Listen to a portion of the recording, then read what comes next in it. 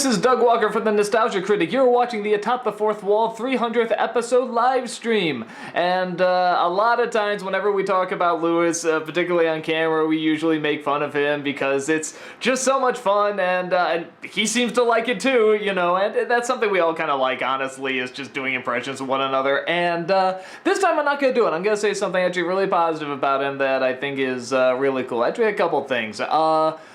Something that's really cool about Lewis is that he is, you can just tell by his turnout how many videos he makes, he is such a hard worker and he is so dedicated to what he does. And, you know, a lot of times we even make fun of him for, like, you know, he's so tough on his continuity and it has to match and stuff, but again, it shows how much he loves what he does and how dedicated he is to it. And on top of that, whenever I've gone to a convention with him, in his, you know, typical, very proud, very Lewis-y, you know, way of doing things, whenever there's a long line of people lined up, and there's no cutoff to when we have to stop, you know, the people that handle the line and such, they come up and they say, all right, now, how long do you need? We can cut off the line here, we can cut off the line here, and just, again, Lewis, very proud, just says, we will go until the last person is taken care of, and that is, like, always his stance if there's no cutoff time.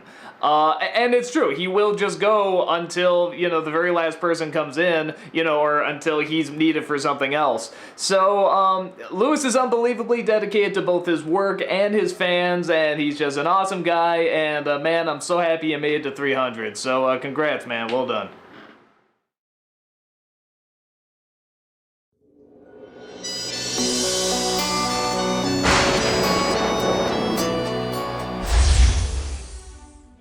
So I first learned of Snowflame when Lewis showed Suburban Nights to me and Amethyst, who's the voice of Nimue.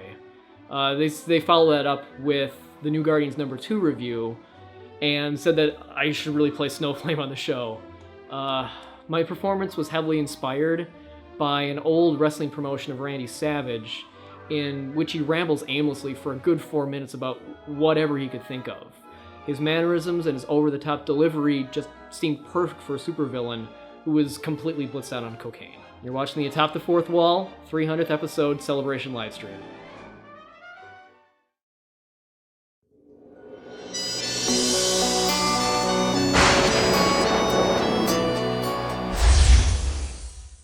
Now, the first time I met Linkara, I was part of this group. We used to dress head to toe in black and patrol the forest with these sharp swords. And we were trying to kill this group of LARPers. Now, Linkara wasn't in this group, he was in another group. They'd split up. But eventually they came back together. There was this huge fight. My friends were trying to kill the LARPers. They ended up killing most of us. I had to run away to save my own life. But yeah, that's the first time I met Linkara. Then, of course, a few years later, we filmed Suburban Nights together.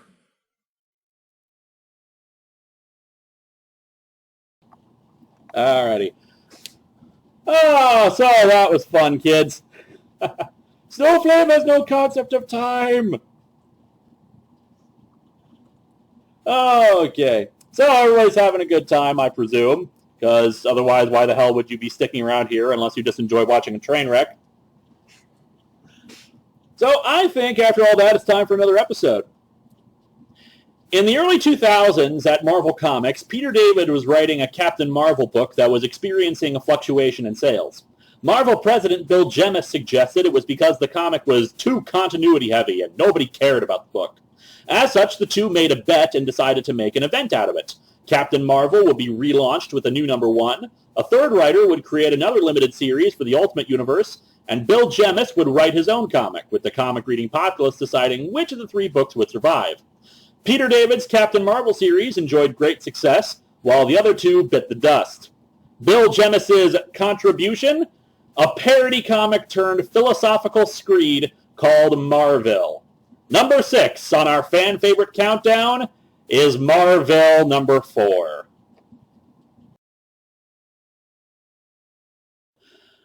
Voting for a lot of these episodes featuring comics with multiple issue reviews often got very close in terms of which episode people wanted. In fact, the earlier Warrior #1 review was neck and neck with the Warrior #2 to 3 review in its votes. The same can be said here, where the votes were split between Marvel #4 and 5 as people's favorites. I'm happy that #4 got chosen because, for me personally, that's my favorite of the Marvel reviews. I just feel the jokes were the funniest, the pacing the best, and my reactions to the insanity of Marvel was never better.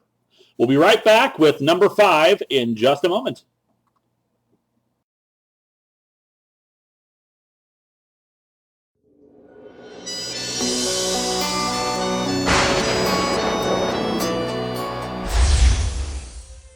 The Linkara Lost Sub Ark features several of the other characters of the show doing the reviews.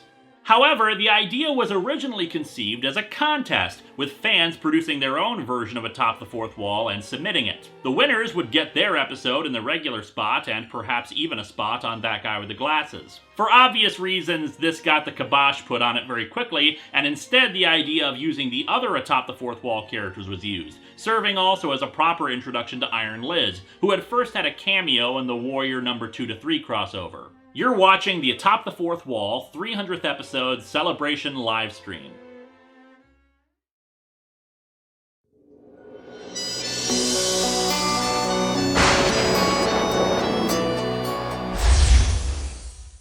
So me and Welsh, right, we're filming this crossover episode at MagFest on Texas Chainsaw 3D, and Lewis is supposed to be helping us. Helping being the opposite word, because occasionally he might operate the camera and then sometimes I might have to do it. And then about halfway through, he gets tired, or maybe he's a little bit bored of us halfway through, so he just wanders over to the corner of the frame and decides that he's going to take a nap whilst we're filming? And I'm like, what the hell, bro? We're filming! But he's like, nope, I'm going to get some sleep now. You have fun, boys. So we spend the rest of the crossover filming it with him snoozing away in the background. Seriously, what an absolute c***.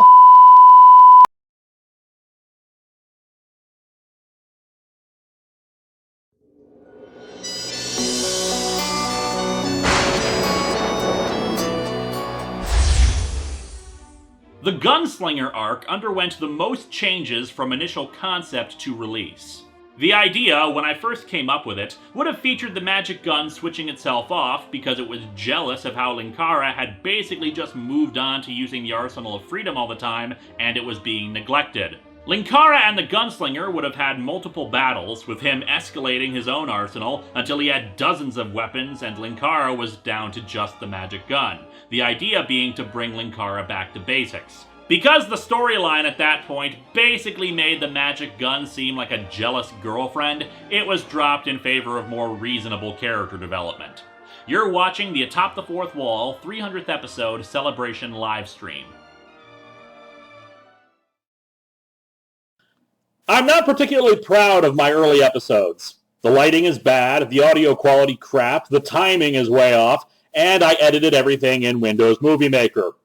And yet those early episodes, and this one in particular, are probably what I owe my success to. This episode launched a meme that probably got me the most attention, and it's one I still make today. This episode resonated with a lot of people, to the point where it's so high on the list of favorite episodes, despite much more recent stuff being better performed and better made. This is the story of quite possibly the worst Superman story ever. Yeah, I may dislike Man of Steel, but it was still better than this. Number 5 on our fan favorite countdown is Superman at Earth's End.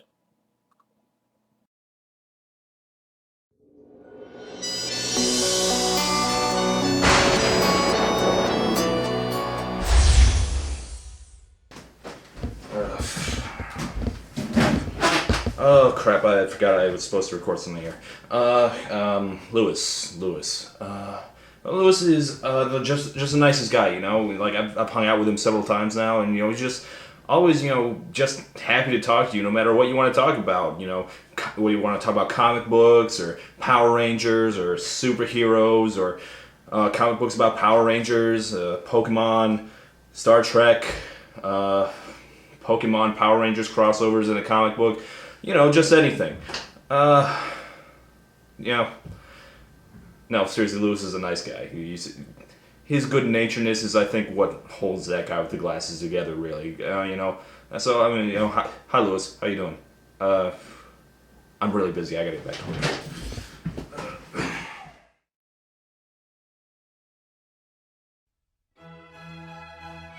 And now, excerpts from the Super Dictionary with That Guy with the Hat.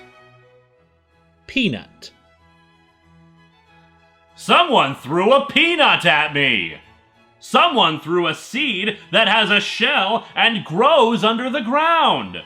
Whoever is throwing peanuts had better watch out.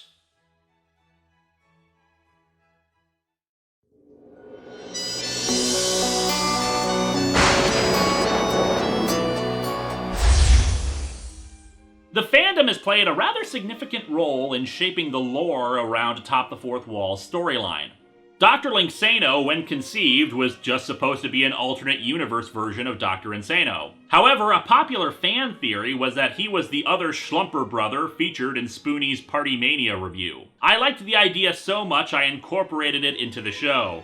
The name of the girl in the magic gun is Margaret. I got that name from Maggie, which is what a fan had named her in a piece of fan art because, well, magic, Maggie, you get it. And a fan named Dan's daughter created a metal Poyo prop and sent it as a gift to me. And that metal Poyo became the body that Lord Vice possessed in the His Blue Soul storyline.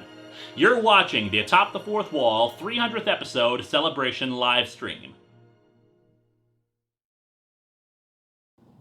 People are saying we broke 1,000. Yup, 1,011 viewers. Neat. That's my view count anyway. Hello everybody, how are we doing? So apparently Vincent E.L., the guy who created the theme song and the Ballad of Linkara, also just released a new video about Pac-Man. And in case you don't know, Vincent E.L. is actually a rapper. He actually raps, and he's very good at rap. If I say so myself, I'm no rap critic. I can't stream it right now because of the way this is set up, but it is up, and I'm not sure how to link it to you guys. I mean, I can put it in the chat. For those who see this later on, when I post up the video, I can include the link to it. Otherwise, to those in the chat, here it is. And to those who are watching on Twitter, I will provide that link as well. Vincent E.L. Did a thing. Vincent E.L. Rap verse about Pac-Man. And thus my contractually obligated promotion. So, everyone having a good time now that we have 1,000 viewers? That's good. I'm assuming, anyway. I'm assuming you're having a good time. I hope you're having a good time. That was Superman at Earth's End a few minutes ago. Oh, me, oh, my, oh, me. Superman at Earth's End. I forgot how many memes I actually started with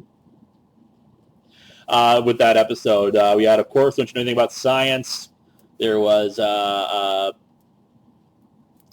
course, I Am a Man. That was the one I was talking about. That's what I think actually, put me on the map, so to speak. And Bearded Idiot, which I repeat on often. I'm trying to think of what other things were in that. Oh, I used, because Poor Literacy is cool, that technically started in the Cinnamon review. So many memes. And yes, that was the reason why I was wearing a different shirt in that episode. My regular shirt I would tear the buttons off if I tried to rip up my shirt and reveal a Superman shirt like that. So instead I got a green shirt with snap buttons that I could easily rip open to reveal the Superman shirt that I had just painted, written in Sharpie on a white shirt, because there was, I went to Target, I went to a few stores, nobody had a Superman shirt. So I just made one. Oh, me, oh, my, oh, me. But yeah, go check out Vincent E.L.'s video about Pac-Man. And, yeah, check out the video, because Vincent is a good guy, and he's done a lot of work for me, and he's done just wonderful stuff for me. And that's another thing that's helped contribute to the success of the show, the theme song. People love that theme song. Whether you liked the revised version, like I do, or the more twangy original version, yeah. I hope you're enjoying it. Hello from France. From the France. And not just France, the original. So, should we move on to the next video in the countdown? or should I just continue rambling to you guys? Is green my favorite color? No, it is not. I should wait until the Q&A for me to answer questions, which you will be directing at Twitter. I will not read off the questions in the chat unless I don't have enough questions. Fail, you fail. I can't remember if that was first introduced there or if that was just Star Trek 2. And technically that was not a Sharpie bird.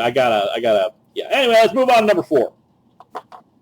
Our next entry on the countdown is another from a comic that I've reviewed multiple issues of.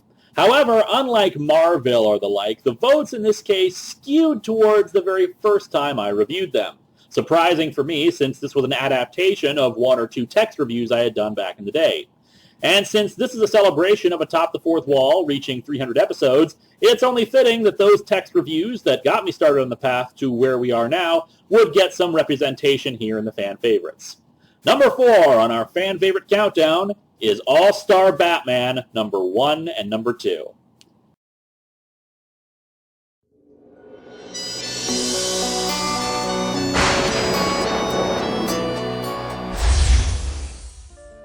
Hey everybody, Iron Liz here.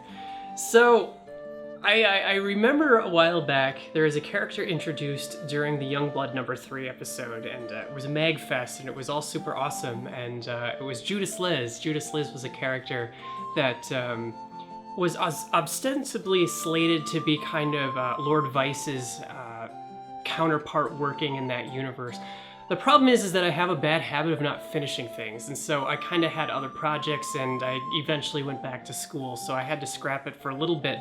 But the basic premise of the story was that with all the mirror universes that exist, there existed an evil version of you, as you do, and this particular version was interested in killing off all the other versions of Iron Liz to basically acquire the power of Iron Liz.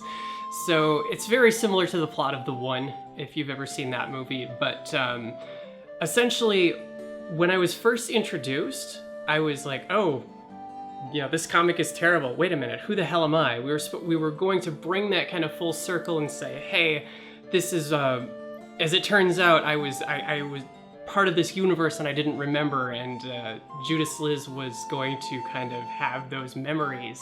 And again, with the Lord Vice stuff, she would be working with them and eventually work with the Chromacron 1, hijack it with Dr. Insano Kara, I forget the actual name. But it didn't pan out because, you know, I had other projects and I went back to school. Now I'm working full-time, so again, it's a bad habit of mine that I didn't finish it, but I figured it was worth mentioning in the story just because, again, I know a lot of people are interested in it. In either case, thank you for watching. I appreciate your continued support throughout my time through filmmaking.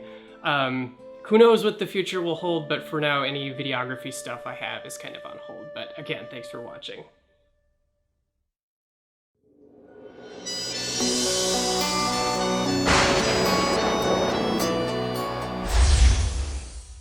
As some of you may know, I was actually one of the very first people to produce for that guy with the glasses, but unfortunately I had to take a 2-year hiatus. When I did though, I actually received a farewell video from all the people on that guy with the glasses, and one of the messages on that video was from this squirty little comic book reviewer named Linkara. And he was pretty interesting, he was pretty cool, and I wasn't all that interested in superhero comics. I was more of a Donald Duck fan, and they're actually really good comics, and Tintin and Asterix. But watching him, I was able to see how other people got that passion, and I just admired that so much. There's something that can really be said about people that can give that passion to other people. I want to do that with anime. I want to help people to know a bit more about it, but Linkara really has the drive to be able to keep doing that every week with the same amount of chutzpah. And well done, man. I couldn't do the Pokemon reviews without him, and he was probably the nicest guy that I met on Suburban Nights, because he was always ready to talk and always had a really nice word to say, and he was always had that boundless energy. Thanks once again, Linkara, for making the Pokemon reviews so special. You're a cynical jerk, but we absolutely love you for it. Mainly because we know that's not who you really are.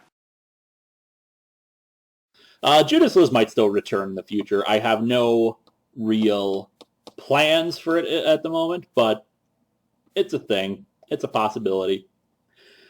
All right, we're down to the top 3 now. Ooh. Got the autograph picture that I sent you. I do not know Charlene Krentz. It's possible. The problem with opening up the PO box number like I have is the problem with opening up the PO box like I have is that I get so much stuff now. People are like sending it in droves, so that now I don't know. Yeah. Oh, the Sylvester McCoy one? Yeah. I don't know who sends what anymore because people don't ask me anymore if they want to send it, which I expected it, and that was the entire point. But yeah. So, top 3. Also, before we move on, Swade's a good guy. I like him. If you remember his goodbye video, which I don't know how many of you were around back then, basically my thing was, I remember filming that. It was like a cold, snowy day. I really looked nice outside. I quickly recorded it, basically me going sad about him leaving and like going over the top and like drinking and singing and whatnot. But then I said, that he had died. But then because it turns out Linkara had tried to poison him, but instead he had accidentally poisoned that chick with the goggles. Evil. Yeah, that's not canon. It's a joke. All right. So, shall we move on to the top, to number 3 in the top list? I think we should. In 2013, I tried an experiment that will most likely find itself repeated thanks to the massively popular response it garnered. The fact that this particular episode made its way so high on the list is proof enough that people sometimes want to hear about good stuff, and this particular good stuff is, well, great. It's a story of hero against hero, man versus machine, and moon versus giant amalgamation of space debris. Number 3 on our fan favorite countdown also happens to be my favorite comic book of all time, JLA/Titans, The Technis Imperative.